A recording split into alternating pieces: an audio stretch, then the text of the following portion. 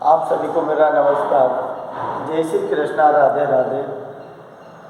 देखिए, आपके और मेरे बीच में जो कड़ी चल रही थी वो आपके सेकंड सेमेस्टर की जो कहानी की वाली बुक है, जिसमें आपको मैं कहानी 3 करा चुका हूँ और ये चौथी कहानी है। क्योंकि आपकी कहानी की बुक है, दूसरी आपके उपन्यास की है, लेकिन पहले कहानियों को कंप्लीट कर देते हैं, उसके बाद में फिर उपन्यास अपन चालू करेंगे। और अगर एडवांस आप देखना चाहते हो तो उपन्यास की लास्ट ईयर की मेरी वीडियो है, जो पार्ट 1, 2, 3 और 4 में रखी गई है, उनको आप देख सकते हो, एडवांस समझ सकते हो, जिसका नाम क्या है, ग्लोबल गांव का देवता। तो देखिए, आज की जो कहानी आपके सेकंड सेमेस्टर में है और ये पार्ट 1st ईयर है। तो कहानी जिसका नाम क्या है, गदर। गदर एक कैसा नामकरण है, जैसे अपन कहते हैं कि नामकरण होने का कोई आधार होता है, या तो किसी घटना के आधार पर नामकरण किया जाता है, या किसी नायक नायिका के नाम के आधार पर नामकरण किया जाता है, या किसी स्थान विशेष को आधार मानकर नामकरण किया जाता है। तो यहाँ जो नामकरण किया गया है इस कहानी का, ये कहानी की जो नायिका है उसी नायिका का नाम को ही इसका आधार माना है। क्योंकि नायिका जो है, जिसमें क्या है कि वो उत्साह, वो जोश और अपने जीवन जीने की अलग अंदाज जो है उस चीज़ को दिखाया है इसमें। तो देखिए, सबसे पहले अपन बात करते हैं रांगे राघव। तो रांगे राघव जी के विषय में, जो कि रांगे राघव क्या है, एक जिनको उपन्यासकार के नाम से भी जानते हैं, कहानीकार हैं, नाटककार भी हैं और आलोचक भी हैं, अनुवादक भी हैं। बहुत सारी जो है गद्य की विधा उन्होंने लिखी है, और इनका थोड़ा सा संक्षिप्त जीवन परिचय जो है वो अपन देख लेते हैं। तो देखिए, इनका जो रांगे राघव, ये तो कौन सा नाम है इनका, ये रांगे राघव तो इनका साहित्यिक नाम है, क्योंकि साहित्य में इन्होंने जो रचना की है वो रांगे राघव के नाम से है। बाकी इनका नाम जो है, जैसे लिखा है TNV। TNV का मतलब क्या है, तिरुमल्ली। क्या दिया है, तिरुमल्ली। तिरुमल्ली क्या दिया है, नंबा। तिरुमल्ली नंबाकर वीर राघव, वीर राघव आचार्य, ये पूरा नाम है इनका। ये पूरा नाम है। रांगे राघव तो इनका साहित्यिक नाम है जो साहित्य में चला है। बाकी तिरुमल्ली नंबकम वीर राघव आचार्य, वीर राघव उनके पिताजी का नाम का इंडिकेट है। अब इसका मूल कारण क्या है, इसका मूल कारण यह है कि इनके जो पूर्वज थे वो कहाँ थे, साउथ के रहने वाले हैं। साउथ का मतलब दक्षिण। दक्षिण का मतलब है जो तिरुपति बालाजी हैं, तिरुपति बालाजी जो है वहाँ के रहने वाले हैं दक्षिण के। इसीलिए नाम दक्षिण में ऐसे ही मिलते हैं, क्योंकि उनके नाम के आगे पिताजी का नाम लगता है। तो तिरुमल्ली नंबाकम वीर राघव आचार्य इनका पूरा नाम है। तो इनका जो जन्म दिया है, इनका जन्म क्या दिखाया है, इनका जन्म दिया है 1923। 1923 कहाँ दिखाया है, आगरा। अब आगरा कहाँ है आपका, यूपी। और मृत्यु जो दिखाई है, मृत्यु कहाँ दिखाई है, 1962। ये कहाँ दिखाई है, मुंबई कहाँ है, जो महाराष्ट्र में है। तो ये इनका जन्म और मरण का सन है। अब देखिए, आपको लग रहा है और आती भी है बात कि भाई जब दक्षिण के हैं, तिरुपति बालाजी के हैं, तो आगरा में जन्म कैसे हुआ। तो देखिए, इसके पीछे कारण है कि इनके जो पूर्वज दिए हैं, इनके क्या दिए हैं, इनके जो पूर्वज हैं वो पूर्वज जो हैं वो कहाँ से बिलोंग करते हैं, तिरुपति बालाजी। तिरुपति बालाजी। बालाजी जो है तिरुपति बालाजी, वहाँ से बिलोंग करते हैं इनके पूर्वज। तो क्या दिया है कि वैसे राज्य राघव क्या है, तो जो तमिल है, तमिल जिसमें अयंगर ब्राह्मण होते हैं ना, वह तमिल अयंगर ब्राह्मण हैं ये। तो इनके पूर्वज तिरुपति बालाजी से बिलोंग करते हैं। लेकिन बात क्या थी कि ये कहाँ आ गए थे, इनके जो पिताजी हैं उसका दिया है कि राज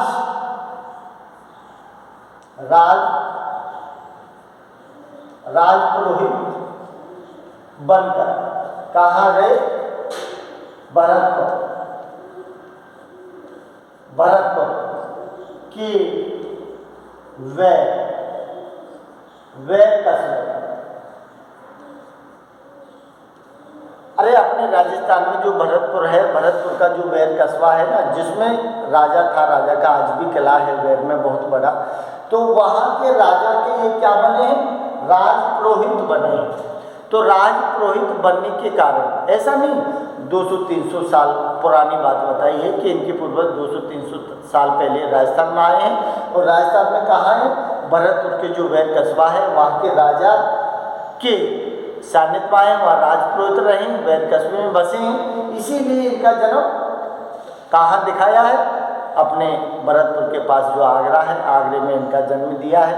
और जो है इनकी जो शिक्षा दिखाई है, इनकी शिक्षा भी क्या है, इनकी शिक्षा जो दिखाई है वो क्या दिखाई है, जिसे दिया है सेंट जोसेफ कॉलेज। क्या दिया है, सेंट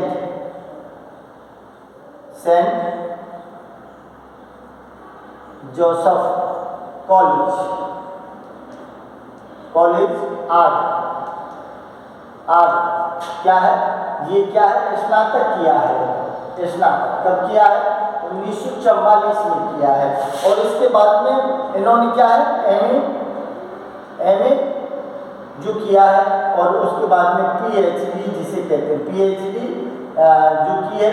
तो ये क्या दिखाई है, ये भी आगरा विश्वविद्यालय जो क्या है 1949 में दिखाई है। तो शिक्षा जो है इनकी वो कहाँ हुई है, आगरा में हुई है।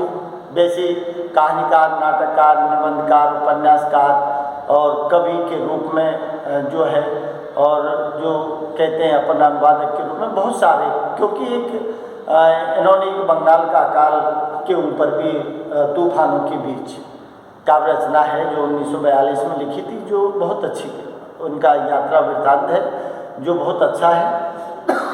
बहुत सारी काव्य रचनाएँ हैं इनकी जो इन्होंने लिखी है। तो इनका एक संक्षिप्त परिचय था ये, जिसमें साहित्य के क्षेत्र में राघव के नाम से जाने जाते हैं, लेकिन वैसे नाम उनका तिरुमल्ली नम्मकम वीर राघव आचार्य है।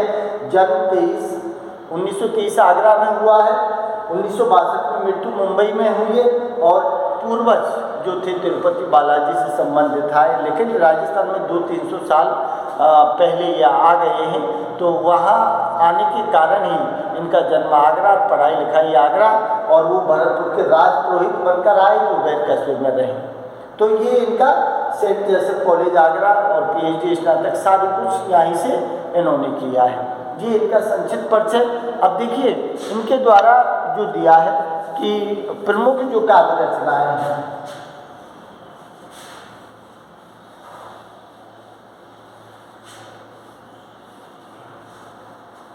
इनके द्वारा रचित जो प्रमुख काव्य रचनाएँ हैं जो बहुत बार पूछी जाती हैं, चाहे वो कंपटीशन का क्षेत्र है, चाहे वो परीक्षा, ये जानकारी है जो आपको रखनी है, आपको अपने क्वेश्चनों में भी ये सारी जानकारी देनी होती है।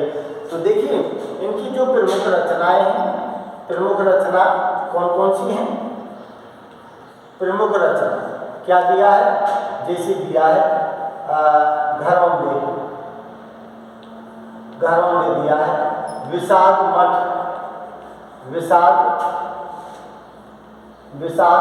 मठ दिया है, घरौंदे हैं, विषाद मठ है, क्या है, क्या भारती के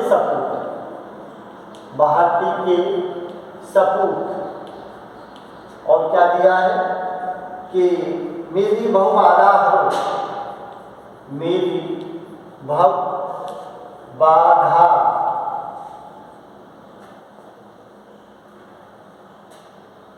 मेरी भव बाधा हर। क्या दिया है? कब तक पुकार, कब तक पुकार। ये इनका एक नाटक है कब तक पुकारो, जो मतलब टीवी सीरियल भी चला था कब तक पुकारो, जो कि अपने ही बैर कस्बे के पास जगजीवनपुर गांव है, उसी में इसकी शूटिंग हुई थी। उसी का पूरा शूटिंग में पूरा गांव का परिदृश्य, वहाँ के लोग और वो सारा कब तक पुकारो। एक जो लोग होते हैं, नट बोलते हैं अपन, नटों के जीवन पर आधारित ये काव्य नाटक था इनका कब तक पुकारो, जो इन्होंने मतलब टीवी पर धारावाहिक चला था। तो कब तक पुकारो। उसके बाद दिया है जैसे देवकी का बेटा, देवकी का बेटा क्या दिया है? यशोधरा। क्या दिया है? यशोधरा की जीत, यशोधरा की जीत। क्या दिया है? मुर्दों, मुर्दों का क्या है? टीला, मुर्दों का टीला। और लिखे हैं काका, हुजूर, काका, हजूर, बंदूक, बंदूक और बीर। तूफानों के बीच, तूफानों के बीच। ये क्या है? इनका यात्रा वृत्तांत है तूफानों के बीच, जो 1942 में लिखा है। और लिखा है आखिरी आवाज, आखिरी आवाज। ये सारे के सारे क्या है कि इनके जो प्रमुख, जिसे अपन कह सकते हैं कि प्रमुख इनके काव्य रचना है, जिनको साहित्य में इनको स्थान दिलाया है। तो बरौंदे हैं, विशाल मठ है, भारती के सपूत है, मेरी भव बाधा हो, कब तक पुकारूं, जो नट के जीवन पर एक धारावाहिक है, टीवी सीरियल है। देवकी का बेटा, यशोदा की जीत, मुर्दों का टीला, काका, हुजूर, बंदूक और बीन, तूफानों के बीच, यात्रा वृत्तांत है, बंगाल के अकाल के ऊपर लिखा है, आखिरी आवाज। ये सारे इनके प्रमुख काव्य रचना है। तो देखिए इन्होंने जो लिखी है गजल, ये गजल क्या है? गजल एक कहानी। तो वीडियो लंबी हो जाएगी तो मैं ज़्यादा तो नहीं, लेकिन एक थोड़ा सा संक्षिप्त आपको बता देता हूँ कि गजल नायिका प्रधान कहानी है और नायिका के आधार पर ही इसका नामकरण किया गया है। गजल क्या है? जिसमें दिया है, जिसे अपन कह सकते हैं आंचलिक, क्या है?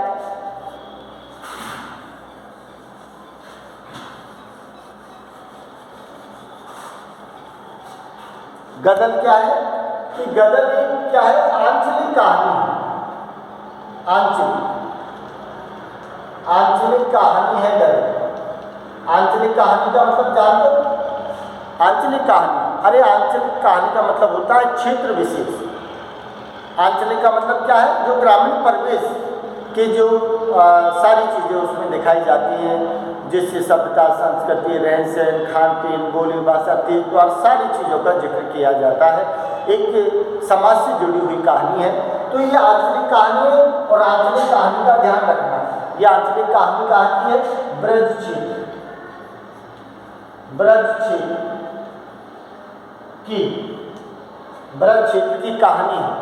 अब ब्रज क्षेत्र में कौन है? जिसमें दिए हैं कि दो चीज़ें, एक तो कौन है जिसे अपन कहते हैं कि खारी गुर्जर, खारी गुर्जर, और एक दूसरा कौन दिए हैं? लोहारी गुर्जर, लोहारी गुर्जर। तो खारी गुर्जर और लोहारी गुर्जर, इन दो परिवार। अब ये सारे कैसे हैं? आंचलिक क्षेत्र की जो निम्न जाति है, निम्न जाति। अब निम्न जाति क्या है? निम्न जाति की क्या है? रीति रिवाज, निम्न जाति की रीति रिवाज, रहन सहन, रहन सहन, क्या है, खान पीन, खान पीन, बोली भाषा,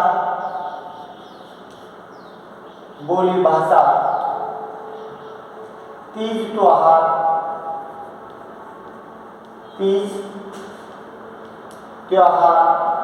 क्या है, सभ्यता और संस्कृति, ये सारी चीज़ों का इसमें जिक्र है। जो ब्रज क्षेत्र का आंचलिक क्षेत्र दिखाया है, जिसमें खारी गुर्जर और लोहारी गुर्जर एक ही उसके हैं, लेकिन जैसे ऊंचे नीचे होते हैं जात विशेष में, वो चीज़ है इसमें।